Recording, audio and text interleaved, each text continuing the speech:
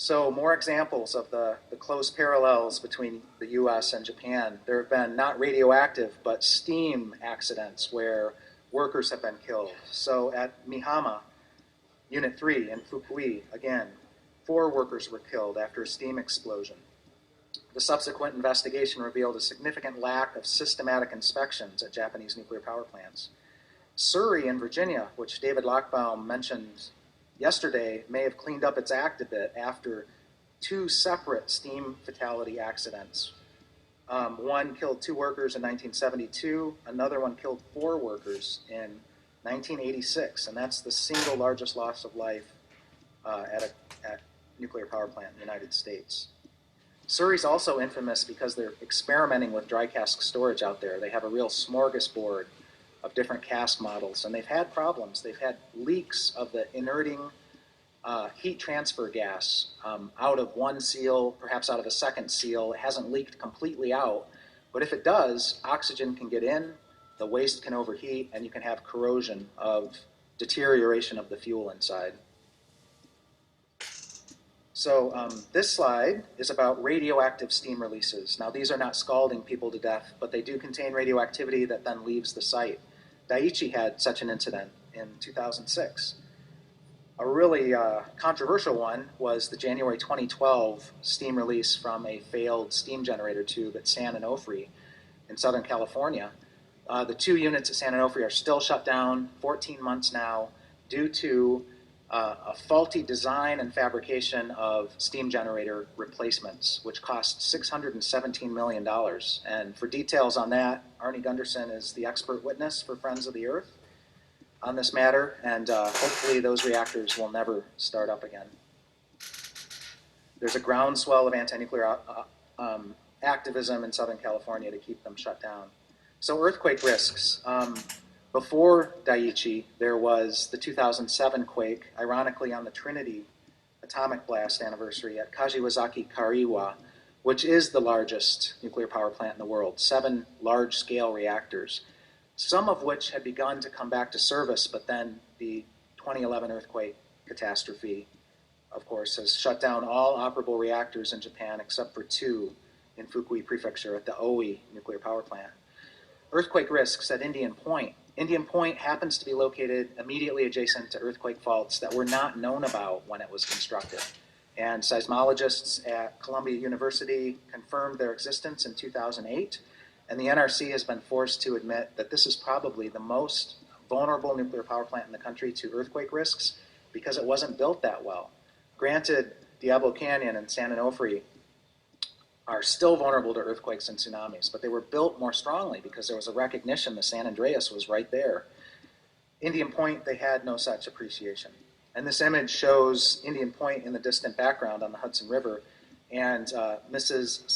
Sashiko Sato, a Fukushima organic farmer, Eileen Miyoko Smith from Green Action, and also an organic farmer from Hokkaido and another leader of the anti-nuclear movement in Hokkaido.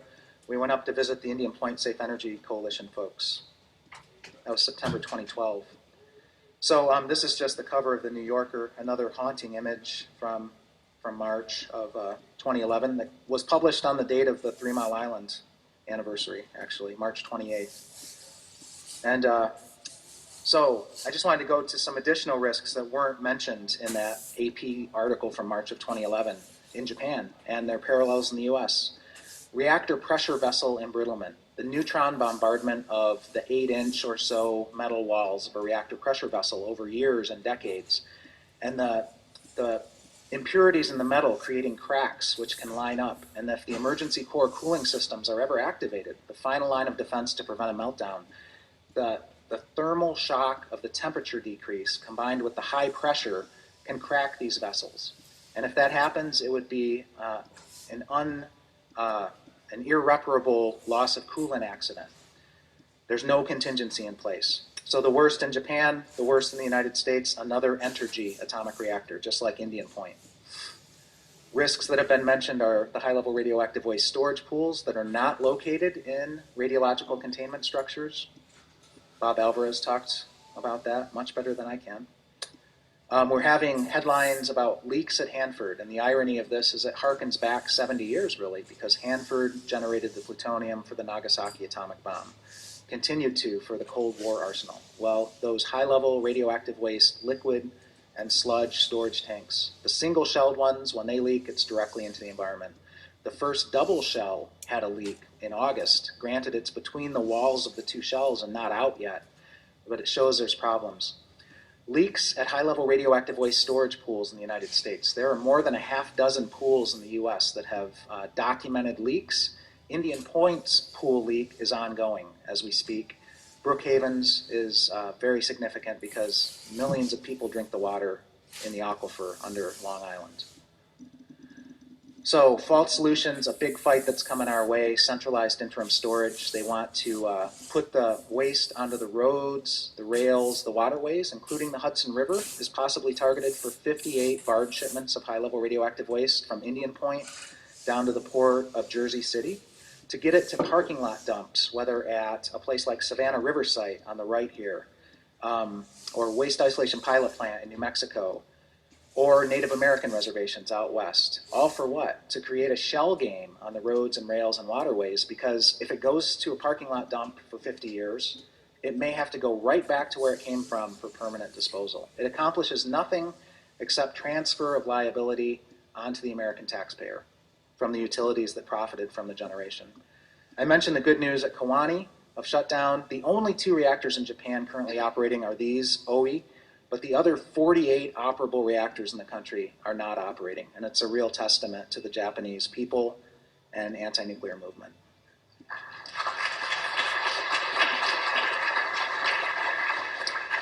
A lot of this has already been talked about by previous speakers. The 1972 warnings that the Mark I was a catastrophically flawed reactor.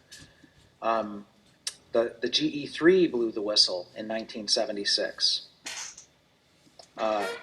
Also in 1986, the NRC's point man at 3 Mile Island warned about the Mark I. So we have a campaign at Beyond Nuclear called Freeze Our Fukushimas. In the immediate aftermath of the Fukushima catastrophe beginning, we prioritize the Mark I's and Mark II's. If we can't shut these down for safety risks, then what can we shut down after Fukushima? The Japanese parliament identified collusion between regulator and industry as the root cause of the Fukushima catastrophe.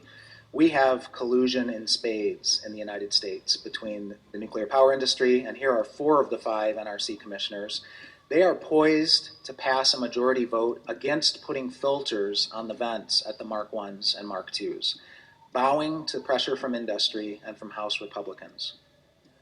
So Gene Stilp, who's a watchdog on 3 Mile Island, a survivor of the accident, lives in Harrisburg, showed up in Michigan in 1999 with a banner that said 3 Mile Island, this is a Bob Del Tredici photo, Chernobyl, and he said, where next? And of course we have to add Fukushima to the list, and we again have to ask, where next? We have to shut them down before they melt down. Thank you.